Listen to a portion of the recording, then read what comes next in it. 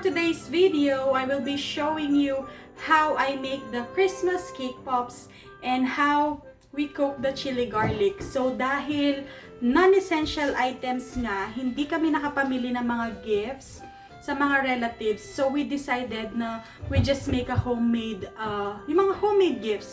So sa mga pinsan,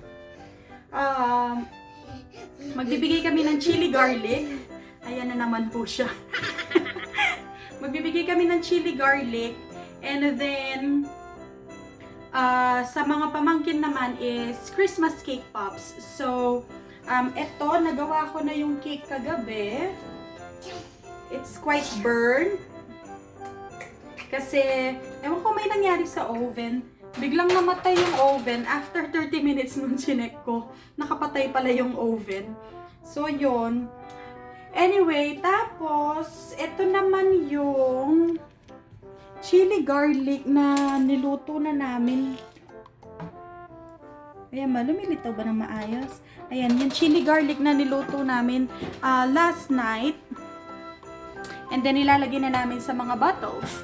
So, ito yung mga bottles, or I mean mason jar na nabili namin. Medyo maliit lang yung nabili naming mason jar. Kasi yung mga containers is considered non-essential din. So, natsyempohan lang namin ito sa superstore. Kaya kung anong available, yun na muna. Ayan, maliit siya. Tapos, lalagyan na lang ng ribbon or label or Christmas tags. So, yun. Let's start doing the Christmas cake pop. So, imumold ko na siya. Gumawa na ako ng design last night. So, wait lang. Kukunin ko yung dinesign ko.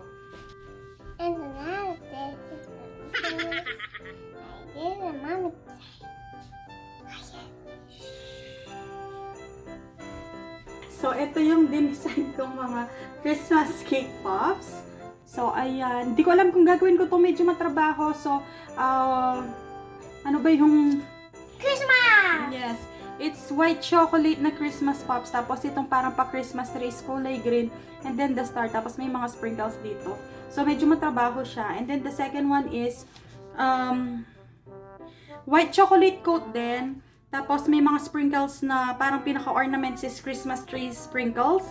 And then color green din yung parang pa-lace na ganyan or garland. Socks! And then here, parang Christmas ornaments sila. So, parehas na design, pero different color. Ito yung coat niya is green coat, or ito yata, red coat, tapos yung isa is green coat. Parang magkabaligtaran sila ng design. Tapos, ito, mga snowflakes na sprinkles. And then, this one is Christmas socks. Red, ito, tapos white coat yun dito sa taas. And then, ito, mga snowflakes, ano tawag doon? Sprinkles din. And then, I'm not sure if ma-achieve ko. Ito kasi is, may sprinkles kasi akong parang glitters na red and green. So, bala ko is, i-coat ko siya ng chocolate, white chocolate, tapos, pupunin ko siya ng sprinkles ng red and green. Ito yung sprinkles na red, tapos ito yung sprinkles na green. Kasi hindi ko alam kung ma-achieve ko yon. We'll see kung ano yung tatanggalin ko. Kasi medyo marami. 1, 2, 3, 4, 5, 6, 7. So, 7 designs. Tapos yung bibigyan ko mga bata is nasa 6 ata or 4. I'm not sure. 4 to 6 na pamangkin yung bibigyan. So, kung 7 designs to, medyo marami-rami yung gagawin. I'm not sure kung ma-achieve ko. Kung hindi, magbabawas ako ng design. There's a back. So, yun na muna. Ilong ko lang pala yung nakalito. Ang laki-laki pa man din ng ilong ko.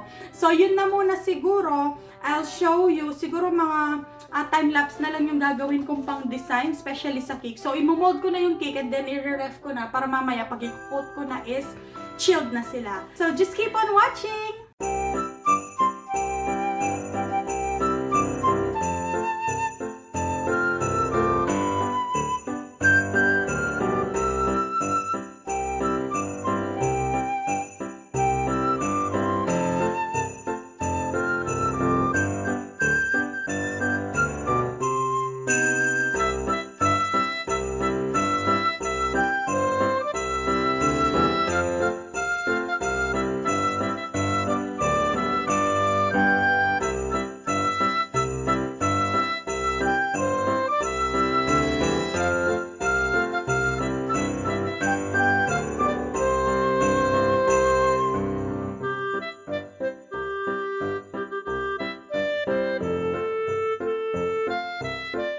Okay, so ngayon, yung chili garlic naman yung ilalagay natin sa mga containers.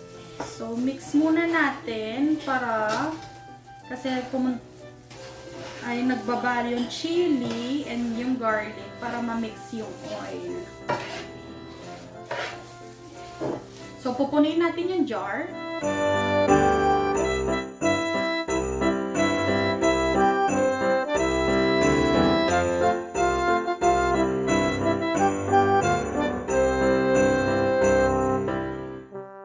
Okay, done nang ni-wrap to. So, yan, ribbon, and then nilagyan na ng dedication doon. Ayan lahat. Ay, nakalimutan kong tanggalin to. Ayan, may tags na. So, start na tayong mag-mold ng cake. So, nagugas ako ng kamay, pero let's try to use itong mga disposable gloves. Hindi ko alam kung ma-achieve natin ang gusto nating. Parang ang hirap mag-mold ng naka-gloves.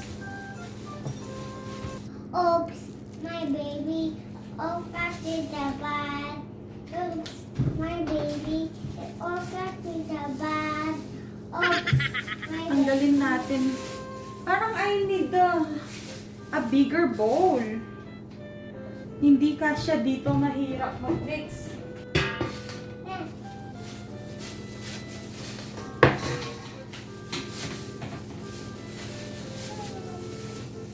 Ayan, hindi nyo na lang makikita kasi gusto ko sana itong clear bowl para makita nyo. Ika-crumbs muna ng ganito. Okay, so kapag crumbs na siya, wala na yung buo-buo, let's add a binder. So, hindi na ako gumawa ng buttercream frosting. Bumili na lang ako ng frosting na ready-made. Tansya-tansya lang dito. So, one at a time. Para hindi masobrahan. Kasi baka sumobra naman ng frosting lumabot. Hindi mag-hold. So, pa 1 teaspoon, 1 tablespoon, 1 tablespoon. So, dahil medyo marami yung cake. By the way, chocolate din yung binili kong frosting para rich in chocolate yung cake pops natin. So, first, let's add 2 tablespoon. Wow, 2 tablespoon. Yeah. 2 tablespoon muna kasi baka sumobra yung frosting natin, hindi na mag-hold, masayang lang yung cake na ginawa.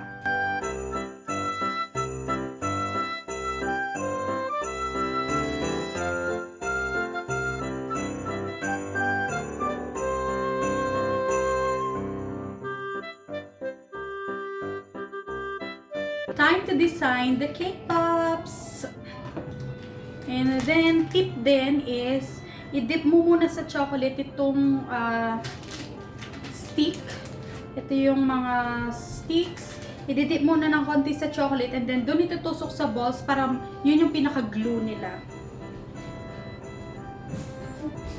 Marshall, done. Done. Done? Good job! Marshall, what are you doing?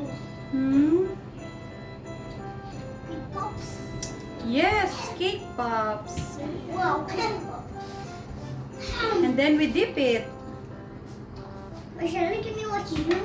Can you watch me? Oh, yes. Okay, sure.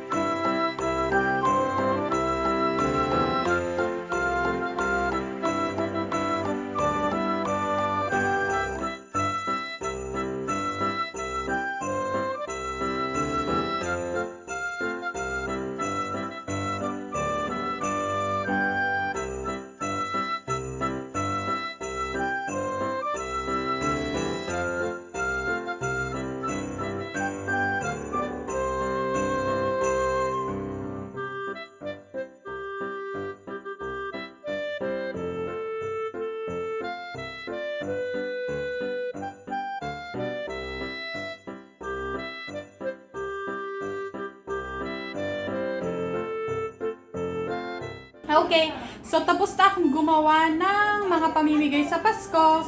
Ayan yung mga nagawa ko, mga cake pops, and then tapos nang na-ribbon din yung mga chili garlic.